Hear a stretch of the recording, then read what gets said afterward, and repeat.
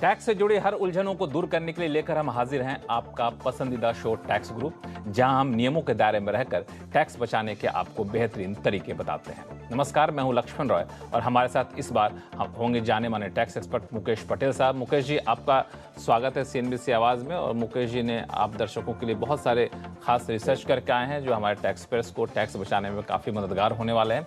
आइए आपको बता दूं कि इस बार शो में क्या कुछ खास रहने वाला है।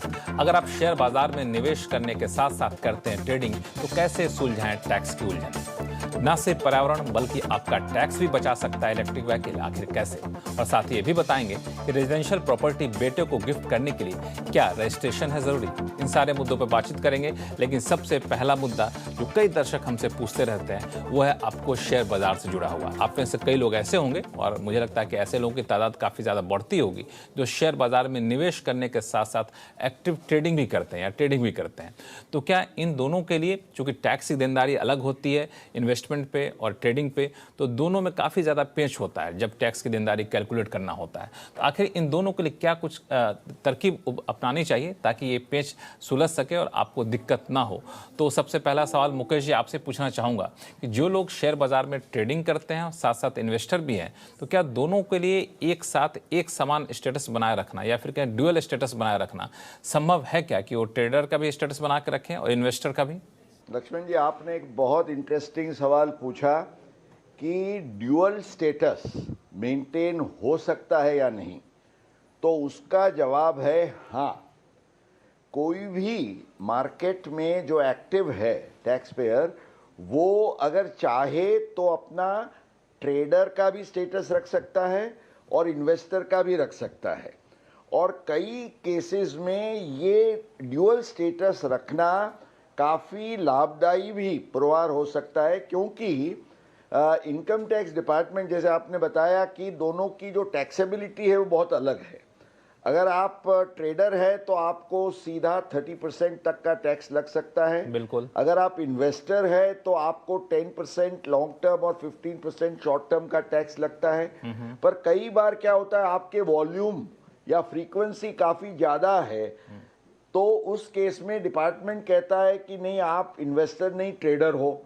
तो इस केस में बहुत झंझट हुआ करती थी, काफ़ी डिस्प्यूट्स हुआ करते थे। इसलिए 2007 में CBDT ने एक बहुत उपयोगी एक इंस्ट्रक्शन सर्कुलर जारी किया, सर्कुलर नंबर 4 ऑफ 2007। और उसमें ये बताया कि अगर टैक्स पेयर चाहता है तो वो ड्यूअल स्टेटस रख सकता है, ट्रेडर और इन्वेस्टर। और उस केस में उसके स्टेटस के हिसाब से वो जो दिखाता है उसको एक्सेप्ट किया जाना चाहिए। अब इसमें एक सवाल मेरा ये उठता है कि मान लिया जाए कोई एक इन्वेस्टर है और ट्रेडिंग भी करता है, वो सिर्फ एक ही स्टेटस रखना चाहता हो, तो उसके लिए क्या बेहतर है, कि ऐसा संभव ही नहीं है?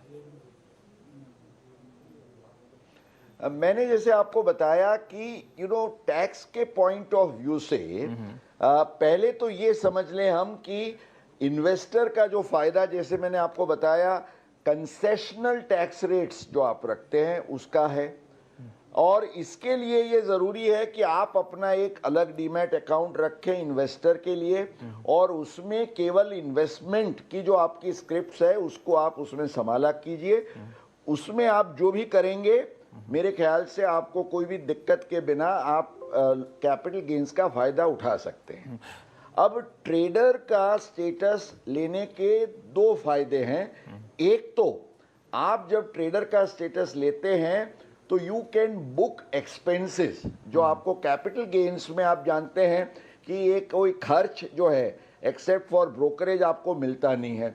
अब 44AD के तहत अगर आपका जो टर्नओवर है वो ये पूरा 2 करोड़ की मर्यादा में है, तो आप क्या फ़ायदा ले सकते हैं कि आप अगर 6% के हिसाब से इन केस ऑफ चेक और electronic transactions, otherwise 8% in case of cash, उतने तक का या ज़्यादा प्रॉफिट दिखाते हैं, तो बाकी खर्च आप ले सकते हैं, कोई बुक्स ऑफ अकाउंट जरूरी नहीं है, ऑडिट जरूरी नहीं है। बहुत अच्छा कि आपने समझा दिया, चूंकि कई सारे लोगों के लिए एक कन्फ्यूज़न होता है और कन्फ्यूज़न के साथ ही टैक्स का कैलकुलेशन करना भी काफ़ी ज़्यादा मुश्किल होता है। तो अगर आप ट्रेडिंग भी करते हैं, इन्वेस्टमेंट भी करते हैं, तो दोनों स्टेटस मेंटेन रह सकते हैं। और जिस सेक्शन का इन्होंने जिक्र किया 44AD मुकेश जी, 44AD जी 44AD, और इसके लिए आप एक अलग डीमैट अकाउंट भी रखिए बिजनेस का और इन्वेस्टर के स्टेटस का, तो आपके लिए it will be a perfect win win situation. बिल्कुल, तो इसका आप जरूर ख्याल रखिएगा और आपके सहूलियत के लिए काफ़ी अच्छा होगा। चलिए अब शुरू करते हैं सवाल जवाब का सिलसिला। सबसे पहले कॉलर हमारे साथ जुड़ रही हैं अहमदाबाद से, बिनल टांक जी। मैं आपका नाम सही उच्चारण स्पेल कर रहा हूँ? जी सर, बिल्कुल सही उच्चारण कर रहे हैं। हाँ, बताएं क्या सवाल आपके पास? नमस्कार सर, मैंने टैक्स गुरु में जो अपना हाउस प्रॉपर्टी और शेयर इन्वेस्टमेंट का जो आपने जो बताया था कि इंटरेस्ट और उस पे टैक्स डिडक्शन के जो फायदे हैं उसके बारे में कैसे मिल सकता है, उसका आपने पूरा बताया था। तो अगर मैंने उसमें जो डिडक्शन है उसका पूरा फायदा नहीं उठाया है तो उसके लिए मुझे और कोई टैक्स बेनिफिट मिल सकता है क्या? लगता है बहुत ही रेगुलर दर्शक है हमारे टैक्स गुरु की, पिछले एपिसोड में जी, जो जी, बताया सर। तो भी आपको पता है। मुकेश जी? जी बिल्कुल लक्ष्मण जी, ये एक बहुत ही अहम और रसप्रद पहलू इन्होंने रखा है।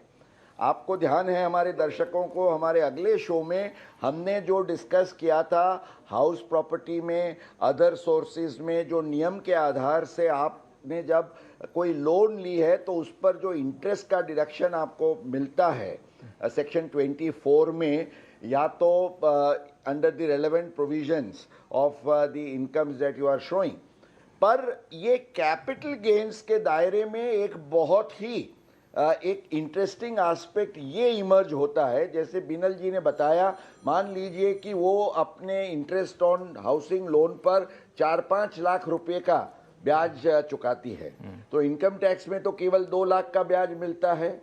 अगर आप शेयर्स के बारे में बात करते हैं तो हमने देखा था कि वो डिविडेंड का जो केवल 20% है उतना ही आपको इंटरेस्ट का डिडक्शन मिलता है। अब इस केस में जितना इंटरेस्ट का डिडक्शन आपने नहीं लिया है, वो इंटरेस्ट के कंपोनेंट को आप लक्ष्मण जी, जो आपकी कॉस्ट है एसेट की, उसकी कॉस्ट ऑफ एक्विजिशन के साथ जोड़ के, जैसे उसको कॉस्ट ऑफ एक्विजिशन या कॉस्ट ऑफ इंप्रूवमेंट आप गिने, और उसमें इंडेक्सेशन का फायदा लेके कैपिटल गेन्स, जब आपका लैंड है या हाउस प्रॉपर्टी है या शेयर्स है बेचते हैं, तो उस समय पे दिस अनयूज्ड कंपोनेंट और non deducted component of interest का फायदा इंडेक्सेशन के साथ लेके आपकी कैपिटल गेन्स की जवाबदारी कम कर सकते हैं, प्लानिंग हो सकता है। चलिए, हमारे शो को ऐसे ही देखते रहिए और आपके हर उलझनों को दूर करने के लिए हम लोग यहाँ पे हैं। और बाकी दर्शकों को बता दूं, उनके पास कोई भी सवाल हो तो हमें लिख भेजिए tax@moneycontrol.com पर।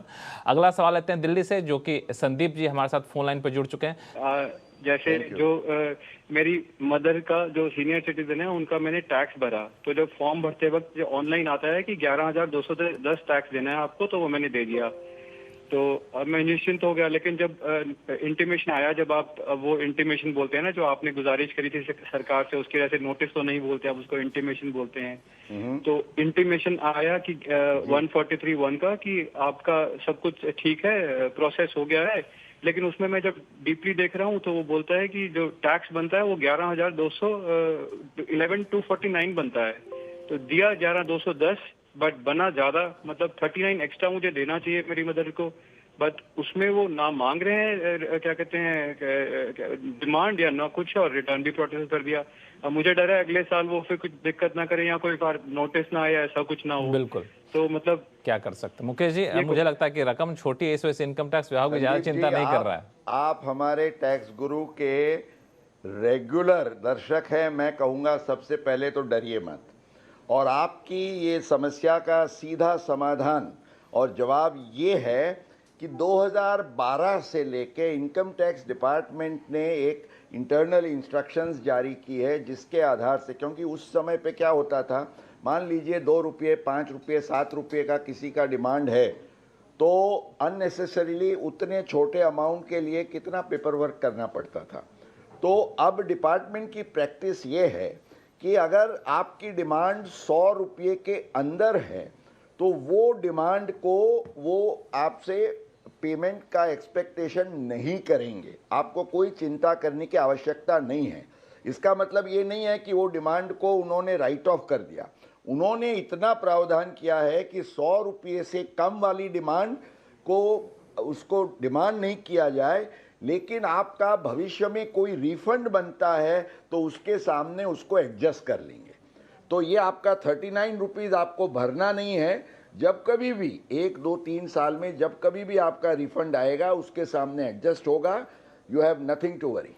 बिल्कुल आप चिंता नहीं करिए। और अच्छा है कि आप 39 रुपये की भी चिंता कर रहे थे, क्योंकि रकम तो भले ही छोटी हो लेकिन कई बार कानून की पेचीदगियों में पड़ने पे ये रकम भी भारी पड़ सकती है। लेकिन जैसा कि मुकेश जी ने कहा, बिल्कुल चिंता ना करें, अगली बार इसका ख्याल रखिएगा। और फिलहाल वक्त है छोटे से ब्रेक का। ब्रेक के बाद बताएंगे कि अगर आप इलेक्ट्रिक गाड़ी खरीदने की सोच रहे हैं तो सिर्फ पेट्रोल डीजल पर खर्च कम नहीं होगा बल्कि आप टैक्स भी बचा सकते हैं। आखिर कैसे, बताएंगे छोटे से ब्रेक के बाद।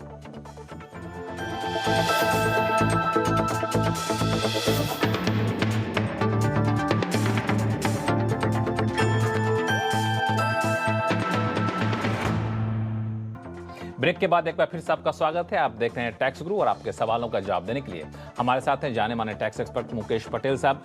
मुकेश जी, आपको शायद ये जानकर हैरानी होगी कि कारोबारी साल 2022 में करीब 4.5 लाख इलेक्ट्रिक गाड़ियां बिकी थी, जो कि पिछले साल के उससे 1 साल पहले के मुकाबले 3 गुने ज़्यादा थी। हालांकि आप चौंकिएगा नहीं कि टैक्स गुरु में लक्ष्मण ये ऑटो की बातें क्यों करने लगा, क्योंकि इलेक्ट्रिक गाड़ियों के प्रति लोगों का आकर्षण काफ़ी ज़्यादा बढ़ता जा रहा है।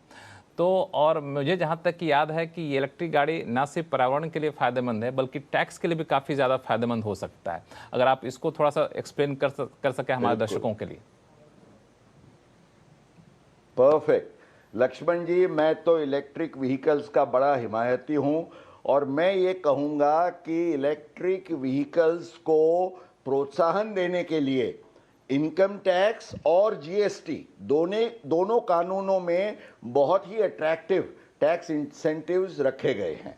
अब आम तौर से हम जानते हैं कि आप कोई भी व्हीकल खरीदते हो तो अगर आपने लोन पे लिया है तो उसका इंटरेस्ट का डिडक्शन किसको मिल सकता है? अगर कोई बिजनेस या प्रोफेशन करता है तो। पर मान लीजिए आप सैलरीड है या इन्वेस्टर है, आपकी बिजनेस या प्रोफेशन की इनकम नहीं है और आपने लोन पे ये कोई गाड़ी खरीदी, चाहे फ्यूल वाली या इलेक्ट्रिक, तो वो गाड़ी का जो अब तक का प्रोविज़न था उसमें आपको इंटरेस्ट का कोई डिडक्शन नहीं मिलता था, because it was not business और प्रोफेशन। अब आपको जान के ये खुशी होगी कि अगर आप इलेक्ट्रिक व्हीकल खरीदते हैं, भले आप सैलरीड पर्सन हो या इन्वेस्टर भी हो, तो सेक्शन 80EEB करके एक विशेष प्रावधान है। हालांकि उसमें अभी का प्रावधान ये है कि 31 मार्च 2023 तक अगर आप कोई भी गाड़ी खरीदते हैं, मान लीजिए 20 लाख रुपए की गाड़ी आपने लोन पे खरीदी और 7.5% के हिसाब से आप 1.5 लाख रुपए का ब्याज चुकाते हैं, तो ये पूरा 1.5 लाख का ब्याज आपको अपनी टोटल इनकम की कैलकुलेशन में डिडक्शन मिलेगा। 30% के ब्रैकेट में है तो 45,000 प्लस का तो सीधा आपका इनकम टैक्स बच जाएगा। इससे ज़्यादा फायदा तो आपको जीएसटी में होगा, क्योंकि जीएसटी में आम तौर से 18 से 28% तक 18 to 28% का काफ़ी हाई जीएसटी का रेट है। लग्जरी कार्स में तो एक 15% का सेस भी है, इसलिए 43% तक जा सकती है आपकी इनडायरेक्ट टैक्स की लायबिलिटी।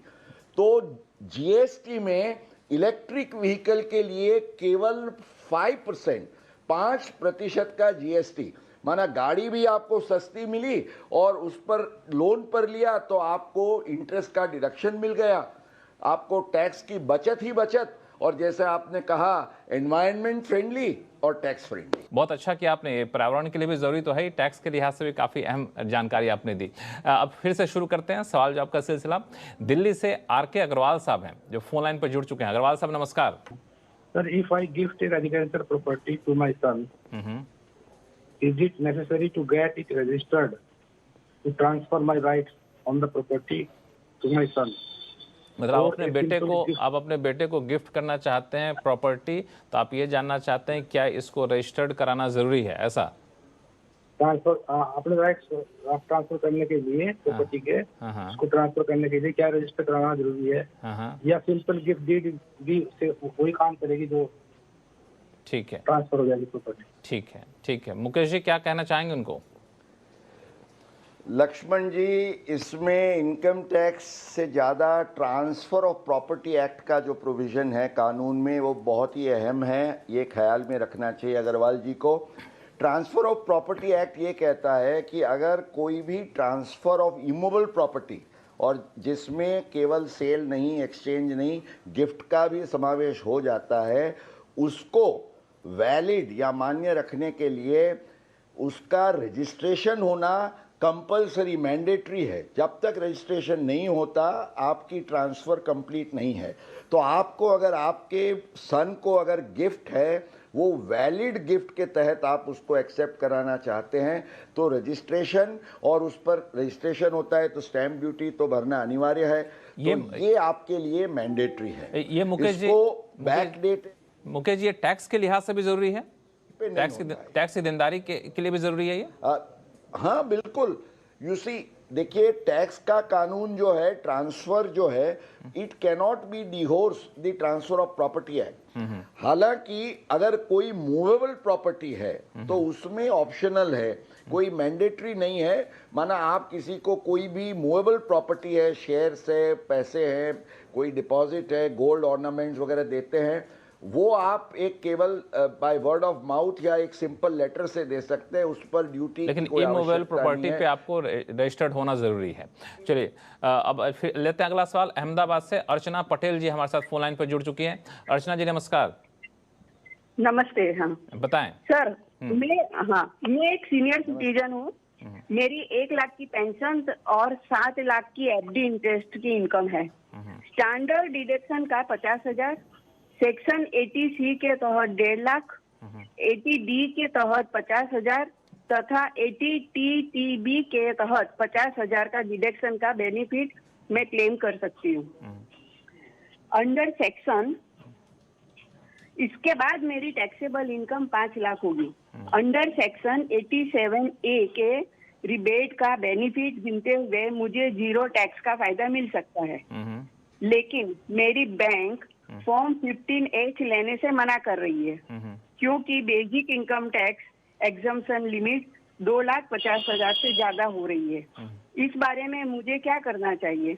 ठीक है लक्ष्मण जी, सबसे पहले तो टैक्स गुरु के कार्यक्रम में बहनें भी इतनी बारीकी से, मुझे तो आई वॉज वेरी इम्प्रेस्ड। बहन ने एक सेक्शन कोड करते हुए 8 लाख रुपए तक की सीनियर सिटीजन की उनकी आय है, उस पर 0 टैक्स का प्लान कर लिया है। बिल्कुल सही है। अब सवाल ये है, can the bank refuse 15H? अब उनका राइट है कि सीनियर सिटीजन के हिसाब से अब 15G और 15H में कई बार बैंक्स कंफ्यूजन करती है। 15G जो नॉन सीनियर सिटीजन के लिए नियम है, उसमें ये है कि 2.5 लाख से ज़्यादा अगर आपकी कोई डिपॉजिट की इनकम है आप नहीं दे सकते हैं, और उस पर कटना ही कटना है टैक्स को।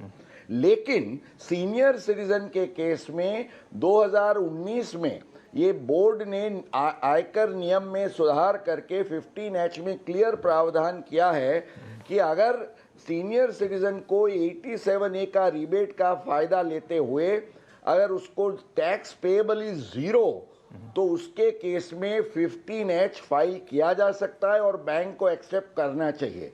अगर बैंक एक्सेप्ट नहीं करती है तो आजकल जो आरबीआई का ओम्बड्समैन की हम देखते हैं advertisements, you can easily approach the ombudsman and make a complaint. चलिए अर्चना जी, आप ऐसे ही हमारे टैक्स गुरु को देखते रहिए। कोई भी उलझन हो तो आप हमें लिख भेजिए tax@moneycontrol.com पर। फिलहाल वक्त है छोटे से ब्रेक का। ब्रेक के बाद बताएंगे 30 सितंबर तक कौन सी प्रक्रिया आपको करनी है पूरी, वरना लग सकता है भारी भरकम जुर्माना। बताएंगे छोटे से ब्रेक के बाद।